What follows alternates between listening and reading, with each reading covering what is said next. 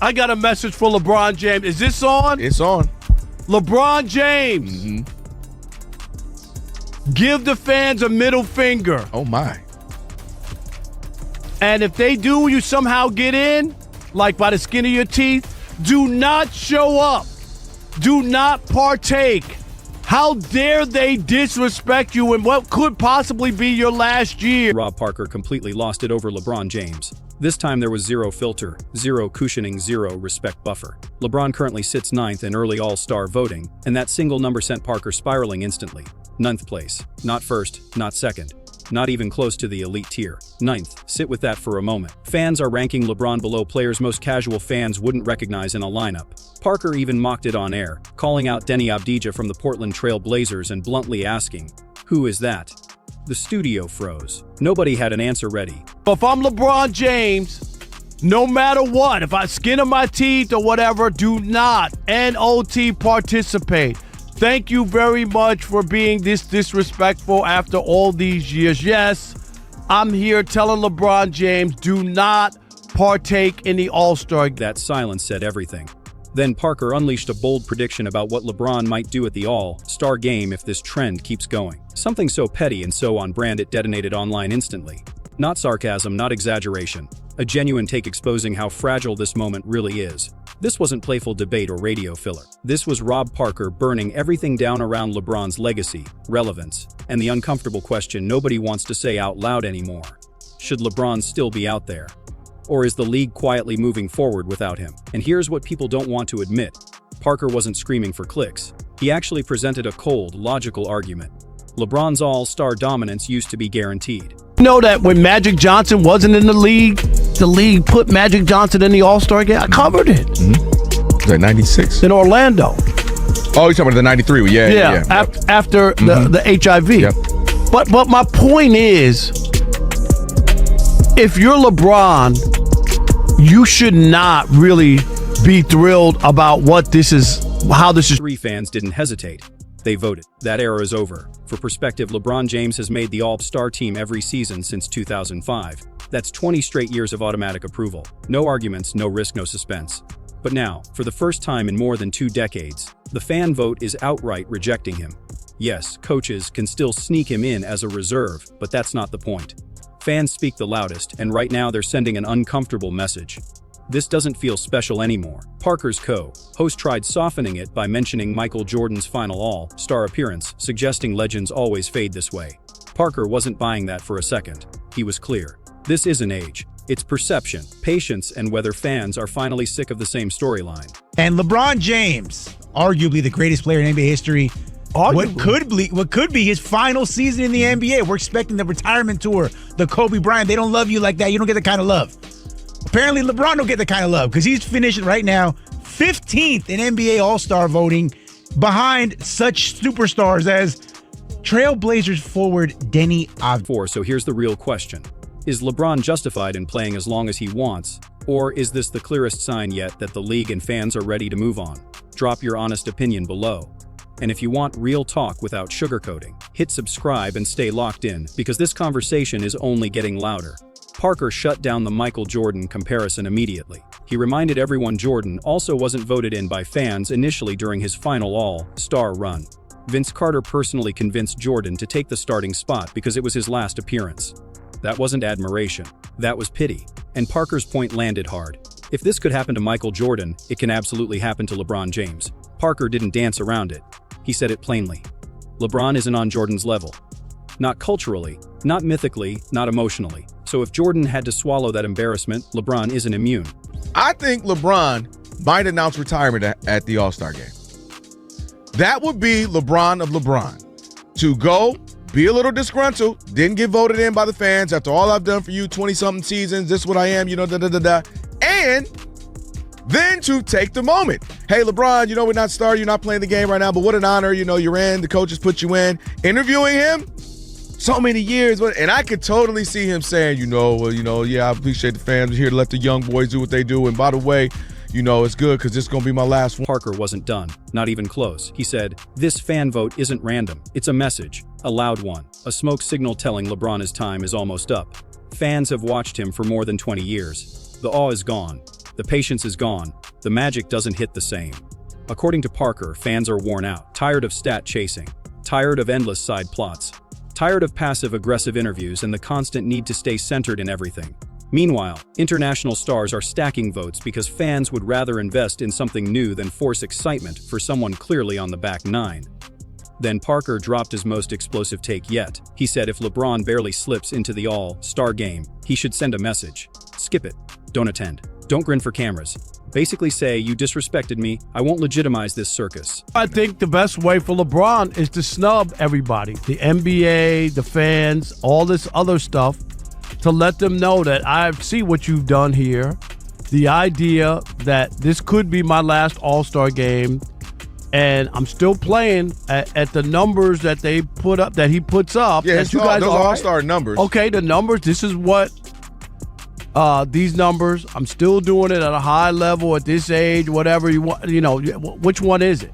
I mean, and I just think that to me, rather than going along with it and kind of going there as a parting gift and a tail tucked between your legs, is totally different than because Michael Jordan was on the Wizards, a bad Wizards team. You know what I mean? That didn't even make the playoffs the 2 years he was there.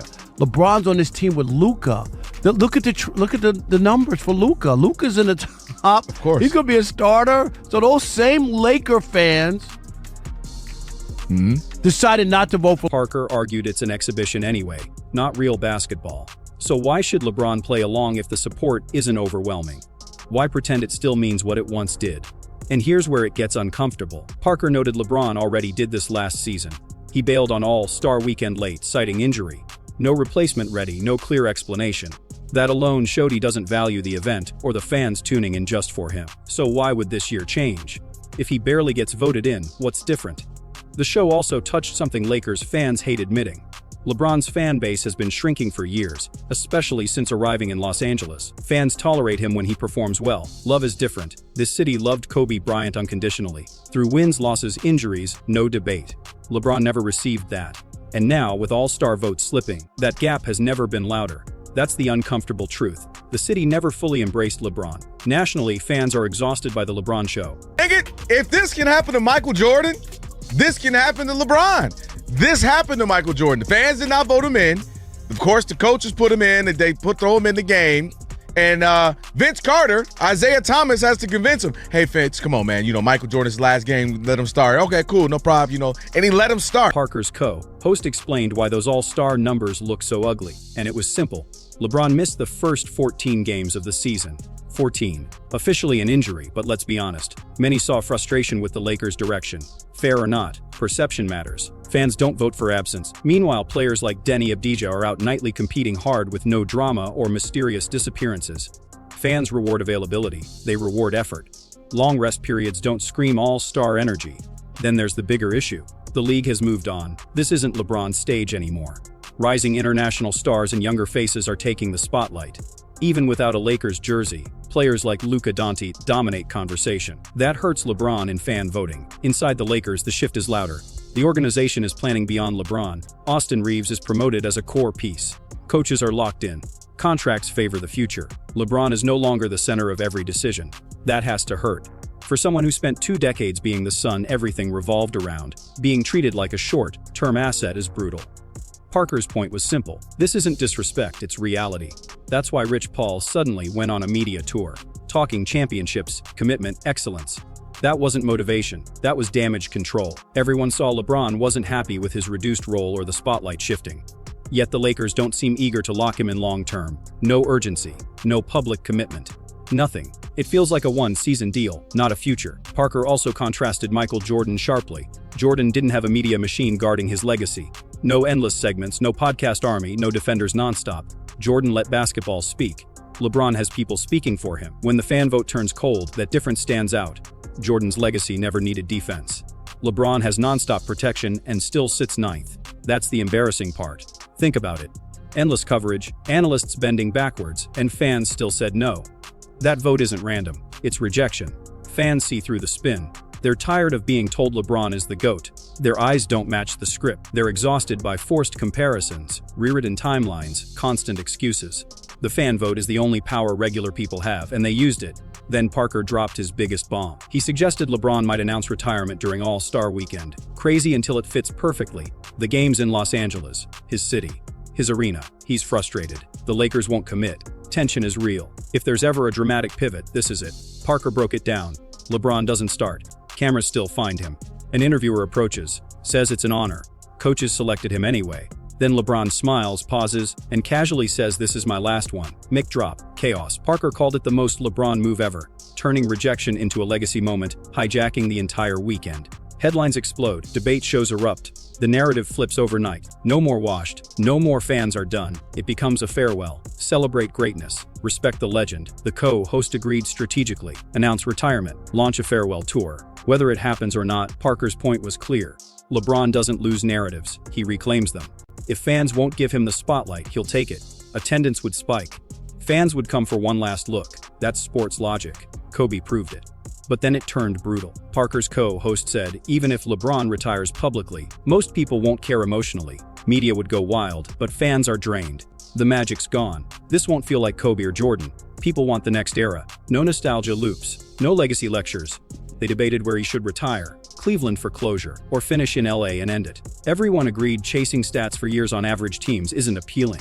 It feels forced. Parker hammered one truth. LeBron will never pass Jordan by playing longer or padding numbers. Jordan did more in less time with dominance. Chasing stats now doesn't elevate LeBron.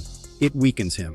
Turns greatness into endurance debates. Fans don't want an aging star scraping ninth in voting. They want hunger and new faces. The vote shows it, and it's public. Ninth place behind names casual fans barely know. That's reality. The humiliation. LeBron's behavior helped create this. Missing games, looking disengaged, subtle shots at management, passive-aggressive comments. Fans notice. What they see isn't hunger. It's frustration and entitlement. Respect vanishes fast. That's why Parker's advice was blunt. Retire now. Do it on your terms. Control the narrative while you can. Because dragging it out only gets uglier. Fan rejection grows. Teams worsen. Legacy erodes. Whether LeBron listens is unknown. But Parker said what millions think but won't admit. LeBron's time at the top is over. Not hate. Not jealousy. The league moved on. Fans followed. No spin fixes that. The vote already spoke. Fans aren't angry. They're indifferent. And that's the most dangerous place a superstar can be.